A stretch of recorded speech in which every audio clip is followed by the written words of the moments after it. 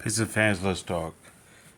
If I were to circle back on a recent rumor, trade rumor that is, dealing with Chicago, of course, it wouldn't be for Zach Levine.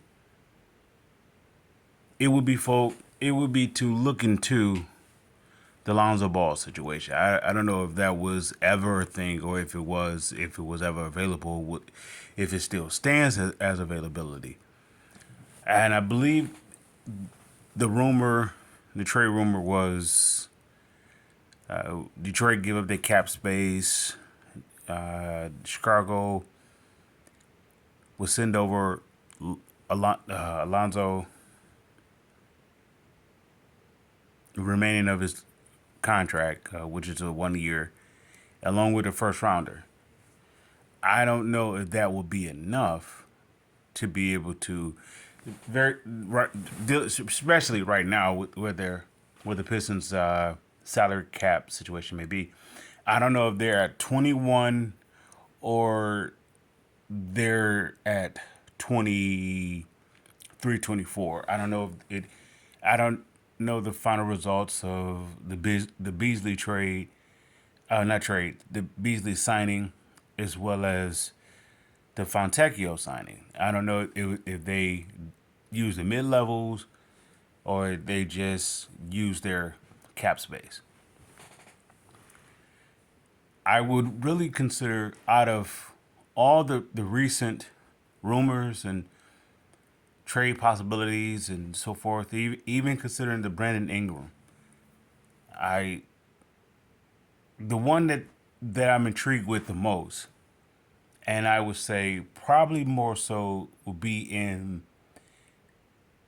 more in sight to possibly being done, and that's the Lonzo Ball.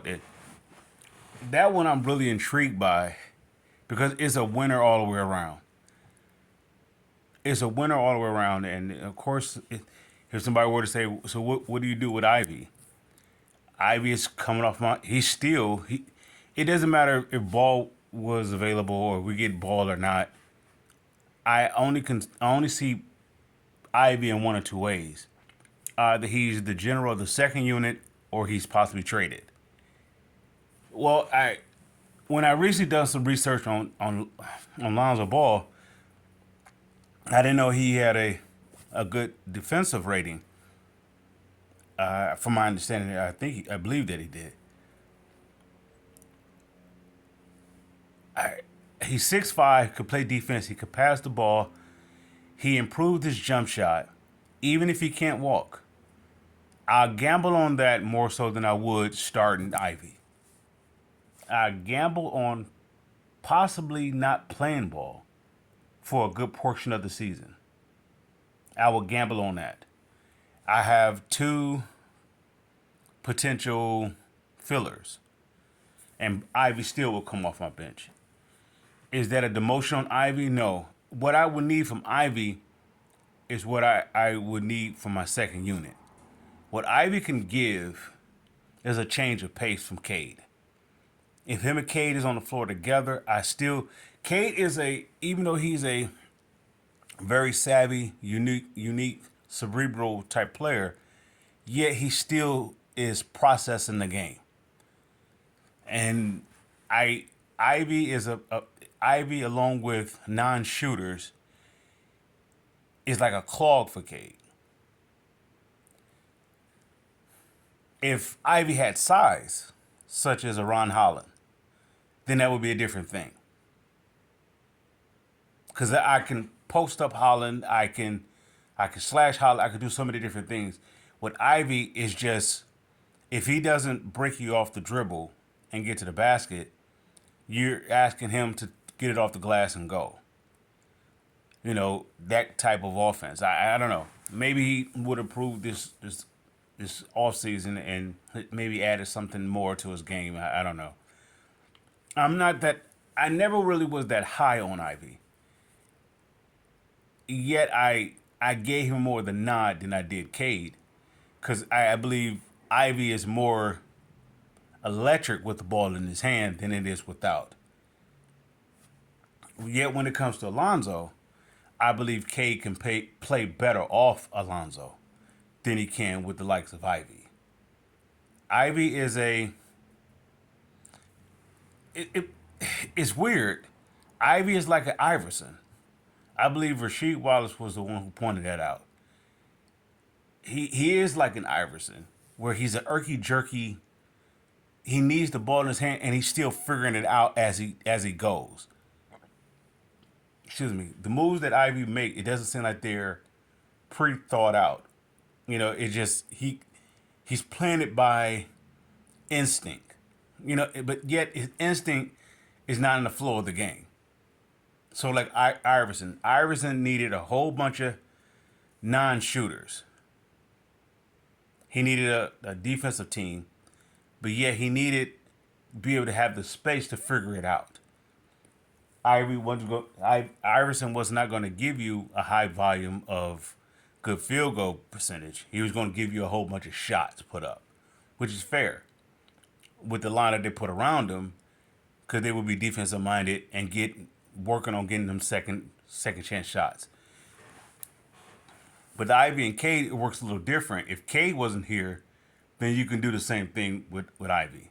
But by Cade being here, and I believe Cade is, I think his field goal percentage was not that bad. I I believe that Cade needs all the space he can get. So, with that being said, Ivy's still coming off my bench. It doesn't matter what they put beside Cade. Iverson. Ivy is coming off my bench. Why? Because I believe it benefits everybody all the way around. I don't know if his ego would allow him to do so. I don't know. I don't know. We're going to see how much influence this new regime is going to have on this current locker room. They say very specifically with the young players. We're going to see how they're willing to buy in into the, of course, them turning the page and winning. If you won 14 games, they can easily flip that to 41 games. Now, somebody may say they should double the 14 and be stuck at 28. I disagree. This team is not a 14 win team as of last year. So with that being said, I can see them easily flipping a record from 14 to 41. Easy. Maybe with a few more additions, you probably more so solidify that and maybe even increase that number. Cade is a guy. Not Cade. Ivy is a guy I'm not eager to trade. I only would emphasize trading him if he's not willing to take a lesser role. I believe that he deserves starter minutes. Yet, I heard some who was that? Some Pistons YouTubers. It was talking about staggering K and Ivy. Now they do have the fillers to do so. You can either go with Tim Hardaway or you go with Beasley, or you can go Asar. You go so many different ways. You can stagger him, and at the same time, don't take away your depth necessity. In other words, you're not overworking your depth, or you're not taking away from your starters to increase their minutes and tiring them out.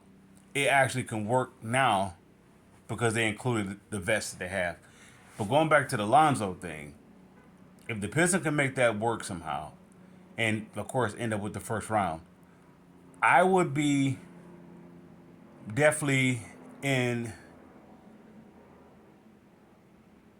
the consideration of possibly trading Ivy.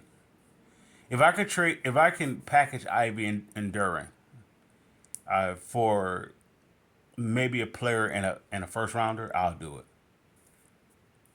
Am I giving up on them? No. It's just I can move on from them. I don't have to move on from Duran, of course. I don't have to move on from Ivy. Yet I can. just based upon how I expect Cade to take a huge leap forward this year. Number one, being more consistent, playing that is, being available that is. I expect him to be less turnover prone and more settled in. For the number one reason why I believe Cade's game is going to take a nice step forward is not because he has better supporting talent around him or complementary talent. It's because I believe this organization, for the first time since he's been here, is more has a stability. It has a structure, if you will.